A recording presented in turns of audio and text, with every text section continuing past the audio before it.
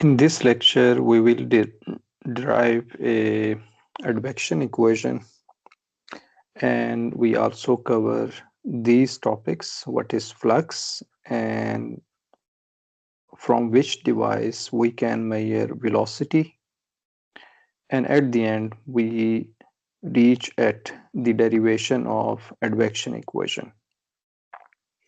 So we start from a simple geometry. Suppose we have a pipe.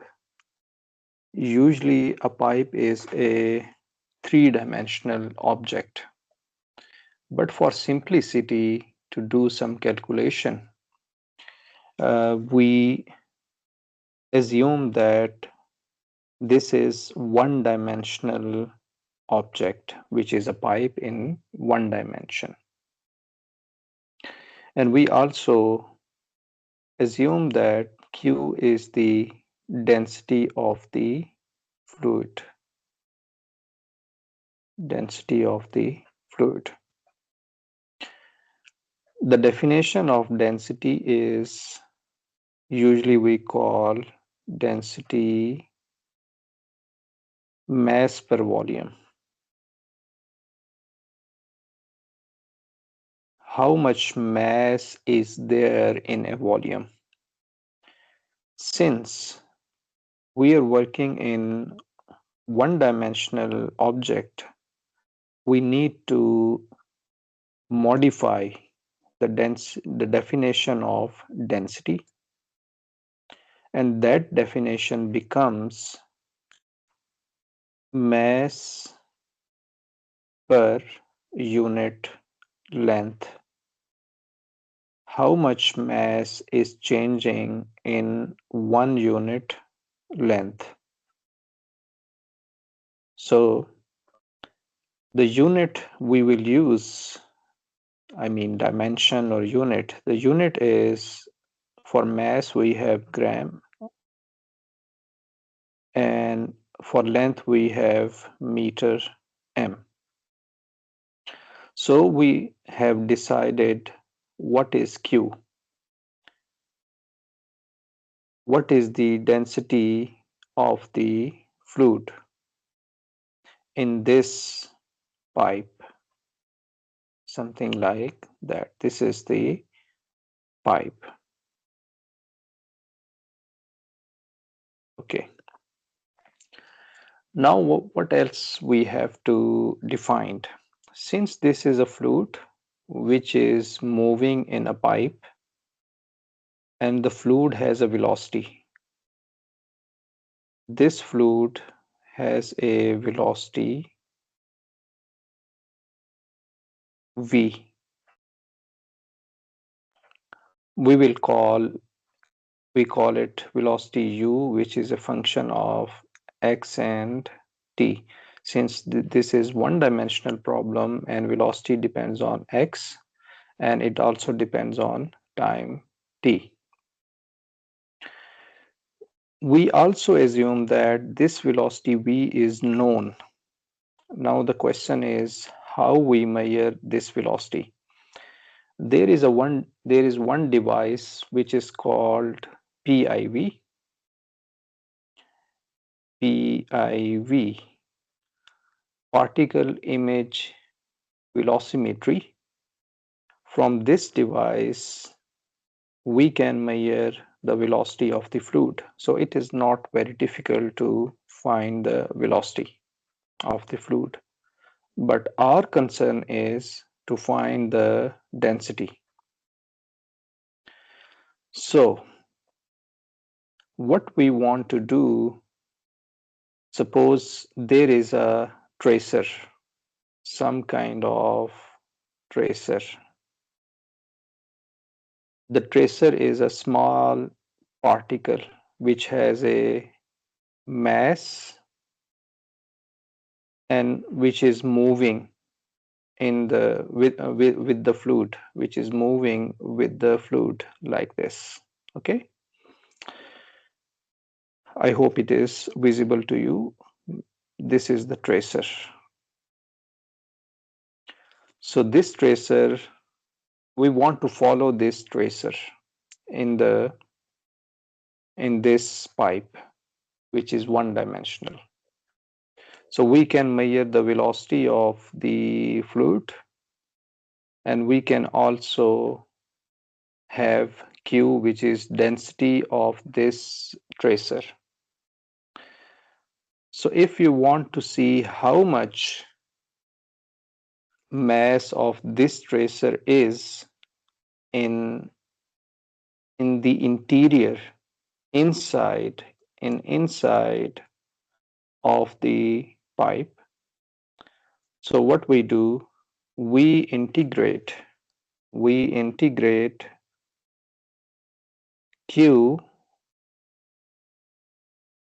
xt dx. We integrate Q from x1 to x2, since we want to see how much mass is there inside the pipe.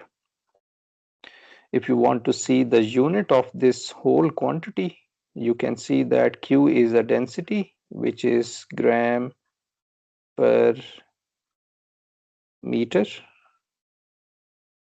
And what is the unit of this dx, which is length, which is also meter? So we cancel out and we get the gram, which means that we have a mass. So if you want to identify the mass of the tracer inside the pipe, you have to integrate Q from x1 to x2. That is clear to us.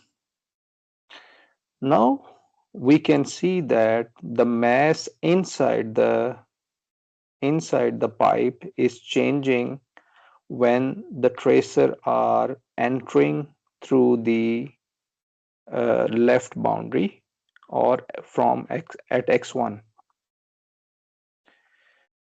So let me just call that function, let fit is be the rate at which tracer flows. I here stands for I is equal to 1. It means that the rate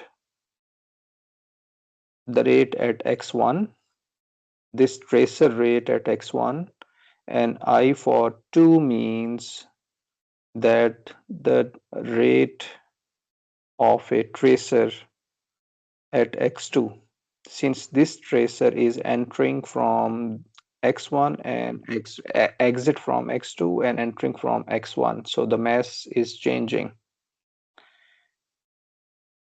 There are two things we need to remember.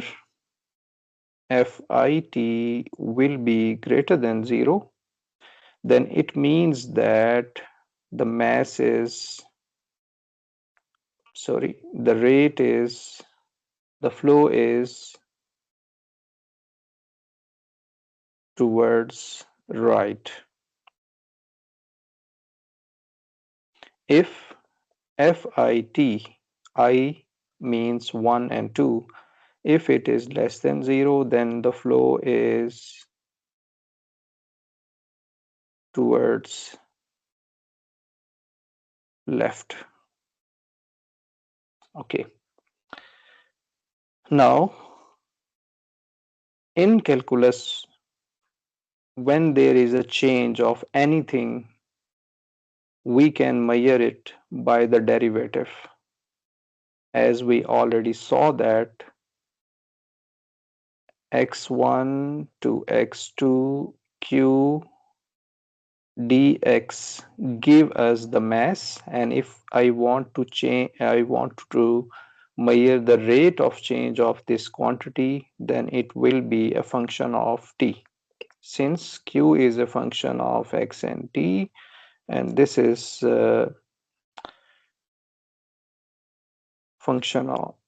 we are integrating with respect to x.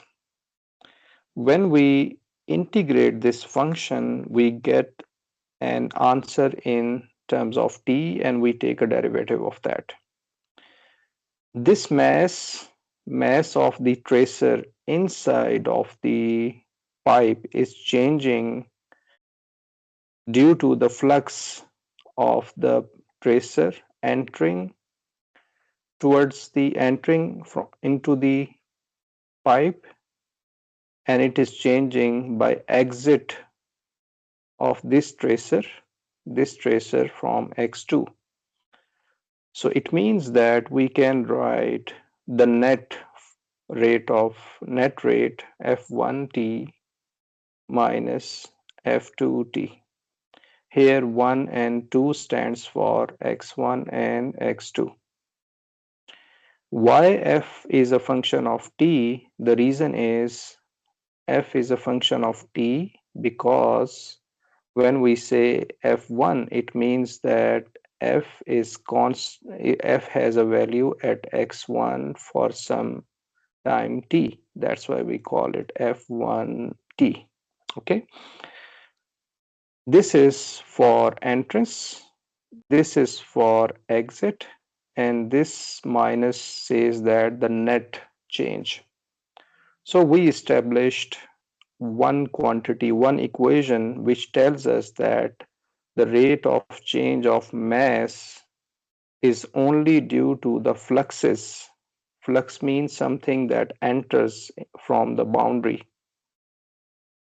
So this F1 is over here, F1t, and this is F2t. I hope you got the point.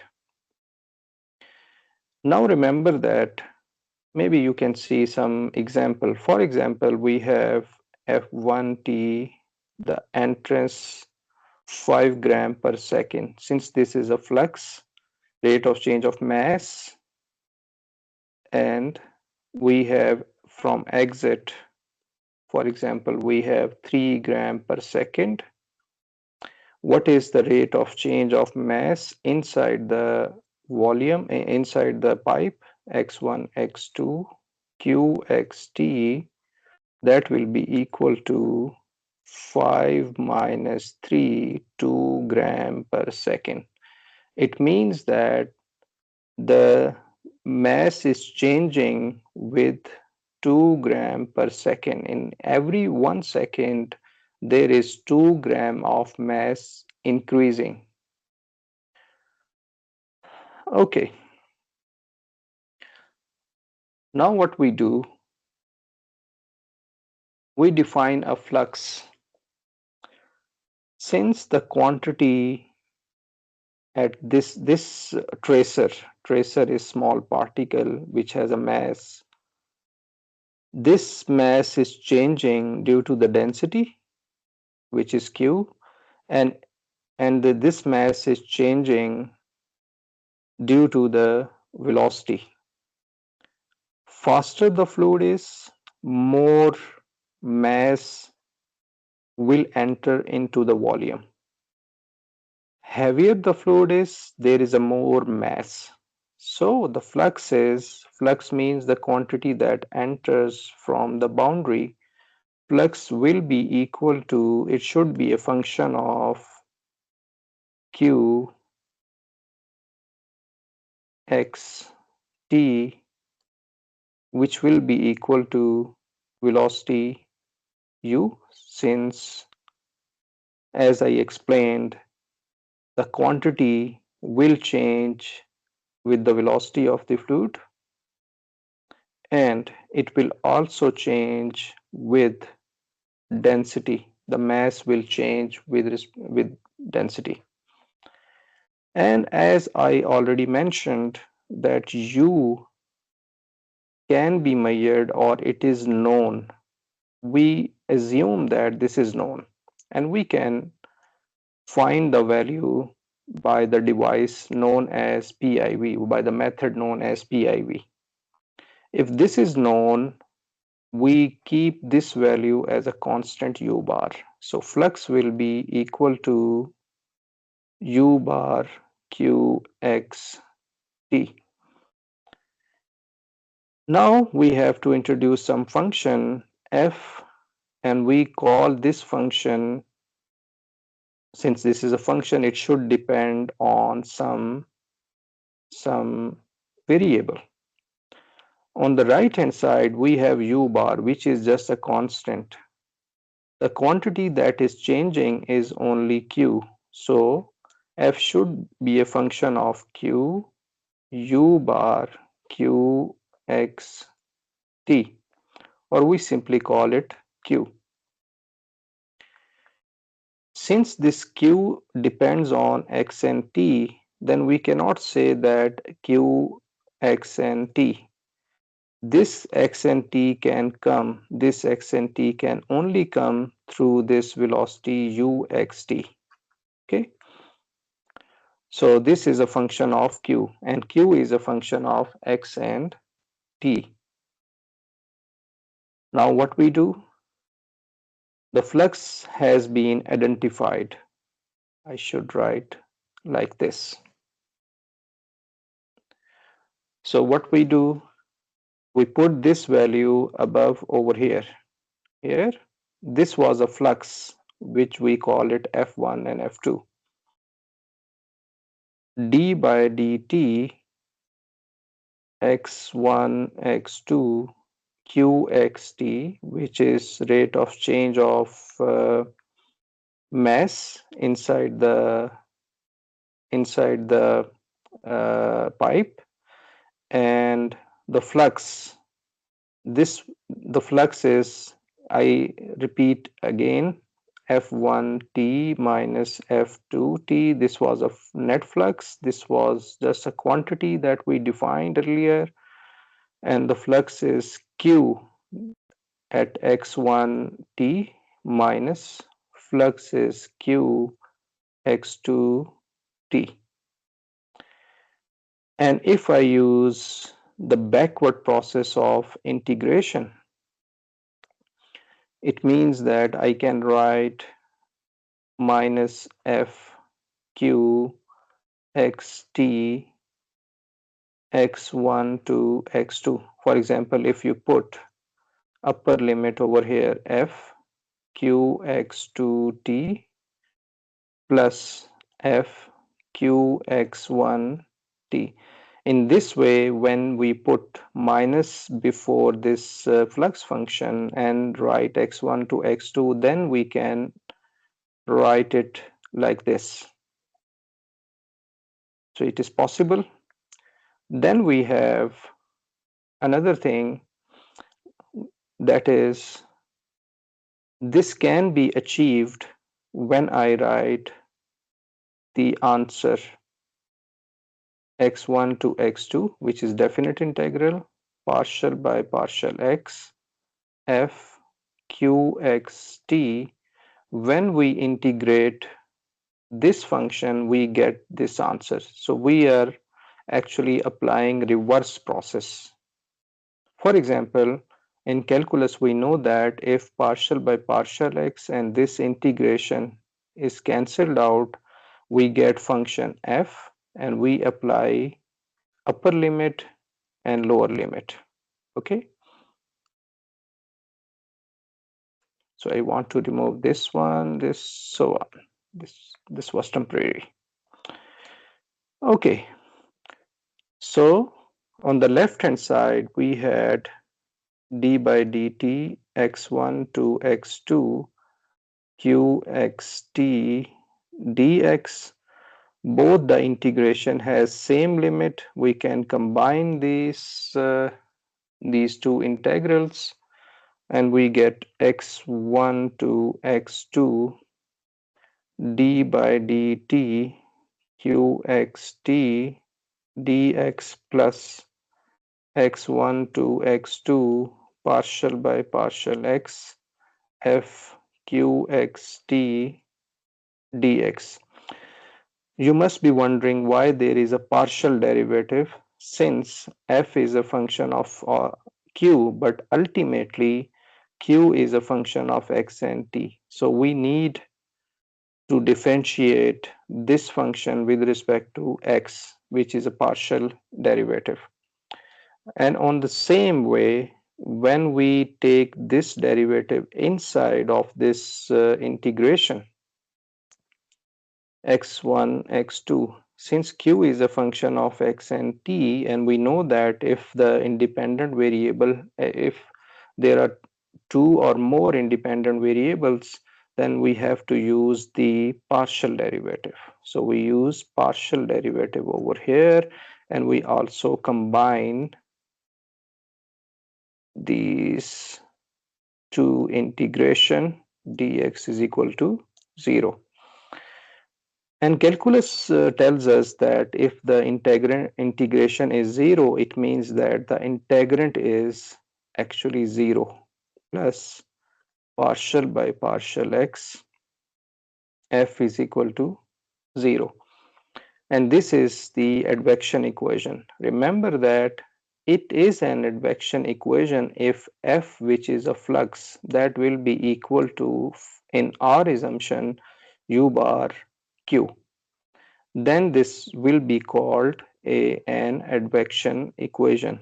So we have derived this advection equation in a very smart way. This is advection equation, which I will talk about this in future video, and I will get the exact solution. I'll get the exact solution. Thank you for watching.